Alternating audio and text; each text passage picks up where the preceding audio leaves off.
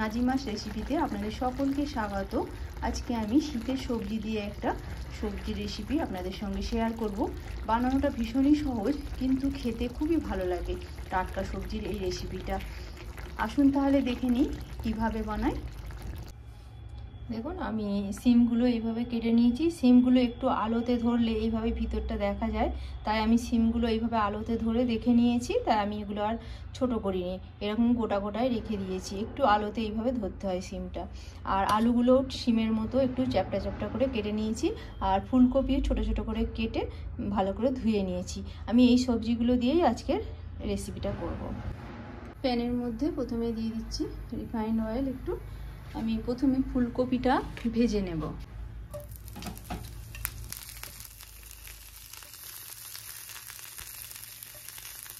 দেখুন, এগুলো হালকা হালকা করে ভাজা হয়ে গেছে। এবার এগুলো উঠিয়ে নেব।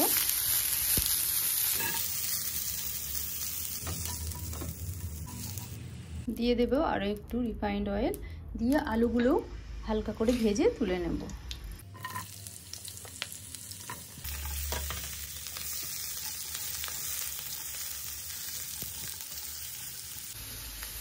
দেখুন, আলুগুলো হালকা করে ভাজা হয়ে গেছে। এখন আলুগুলো উঠিয়ে নেব।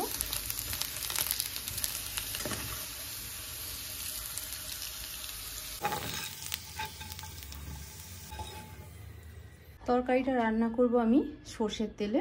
আমি দিয়ে দিলাম আর একটু সর্ষের তেল, দিয়ে দিলাম হাফ চা চামচ মতো গোটা জিরে, দিয়ে দেবো গোটা কাঁচা লঙ্কা আমি দু টুকরো করে ভেঙে নিয়েছি, একটু ভেজে নিয়েছি। এর মধ্যে দিয়ে দেবো পেঁয়াজ কুচি, দুটো মিডিয়াম সাইজের পেঁয়াজ কুচিয়ে নিয়েছি। পেঁয়াজটা হালকা ব্রাউন করে ভেজে নেব প্রথমে। দেখুন, হালকা করে পেঁয়াজটা ভাজা হয়ে গেছে। এবার এর মধ্যে একে একে মশলাগুলো দিয়ে দেবো। বানানোটা ভীষণই সহজ, কিন্তু এই শীতের সবজির এই রেসিপির টেস্টটা কিন্তু অনেক বেশি।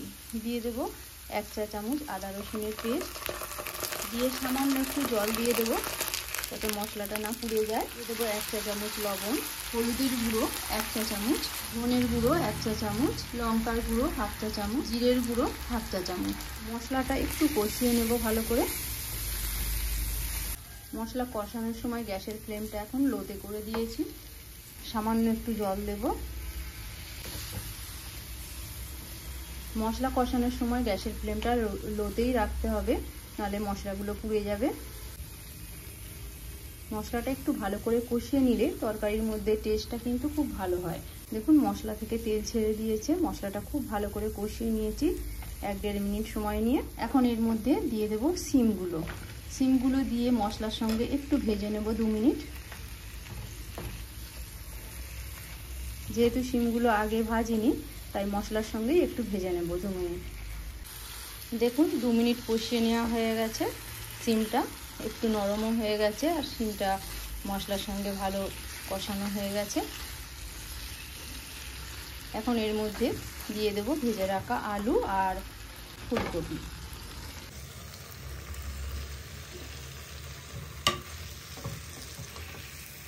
দিয়ে আরও 2-3 মিনিট একটু ভেজে নেব মশলার সঙ্গে ফুলকপি, আলু, শিম।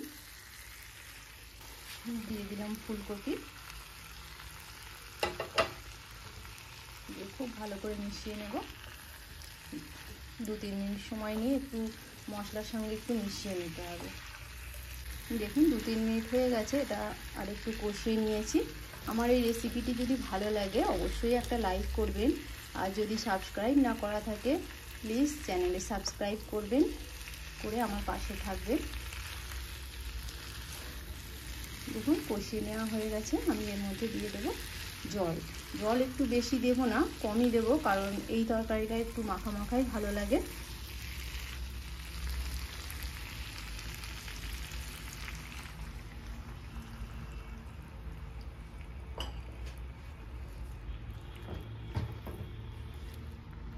আরও একটু জল দিয়ে দেব।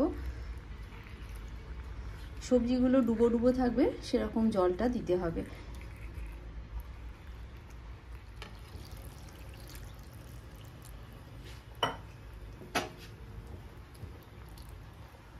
এটা আমি 5 মিনিটের জন্য মিডিয়াম ফ্লেমে ঢাকা দিয়ে দেব।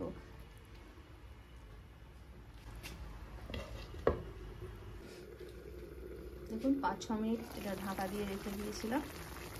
সবজিগুলো একদম নরম হয়ে গেছে। এখন এর মধ্যে দিয়ে দেবো টমেটো। টমেটোটা আগে দিলেই সবজিগুলো অনেক সময় নরম হতে চায় না, গলতে চায় না, তাই টমেটোটা একটু পরে দিচ্ছি, সবজিগুলো নরম হয়ে যাওয়ার পরে। দিয়ে আরও 2 মিনিট ঢাকা দিয়ে দেবো। এবার মিডিয়াম ফ্লেমেই ঢাকা দিয়ে রাখতে হবে। আরও 2 মিনিটের জন্য ঢাকা দিয়ে দিচ্ছি, টমেটোটা নরম হয়ে যাবে তাহলে। দেখুন 2-3 মিনিট হয়ে গেছে, টমেটোগুলো একদম নরম হয়ে গেছে। আমি সব শেষে দিয়ে দেবো ধনেপাতা। শীতকালের সবজিতে ধনেপাতা দিলেই তবে আসল টেস্টটা হয়। অবশ্যই শীতকালের সবজিতে ধনেপাতা দিতে হবে, তাহলেই খেতে ভালো লাগবে। দিয়ে দিলাম এর থেকে ধনেপাতা কুচি, আর দিয়ে দেবো গোটা কাঁচা লঙ্কা একটু চিড়ে দিয়েছি। দিয়ে আরও 1 মিনিট মতো একটু ঢাকা দিয়ে দেবো, যাতে ধনেপাতার ফ্লেভারটা তরকারির মধ্যে ভালোভাবে চলে আসে। 1 মিনিট হয়ে গেছে।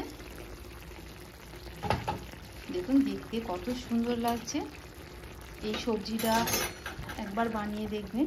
শীতকালে সবজির টেস্টটাই আলাদা হয়। টাটকা সবজি, বিভিন্ন রকমের সবজি থাকে। এই তরকারিটা খেতে কিন্তু ভীষণ ভালো হয়। এটা ভাত রুটি সবের সাথেই খেতে কিন্তু ভালো লাগবে। দেখে নিশ্চয়ই বুঝতে পারছেন তরকারিটা কত সুন্দর হয়েছে। একদম মাখা মাখা, টমেটোগুলো একদম নরম হয়ে গেছে, সব সবজিগুলো নরম হয়ে গেছে। সামান্য একটু ঝোল আছে এর মধ্যে। আমি এখন গ্যাসের ফ্লেমটা অফ করে দেব। দেখুন দেখতে কত সুন্দর লাগছে। অবশ্যই একবার ট্রাই করে দেখবেন রেসিপিটা। আবার অন্য কোনো দিন অন্য কোনো রেসিপি নিয়ে হাজির হব। সকলে সুস্থ থাকুন, ভালো থাকুন।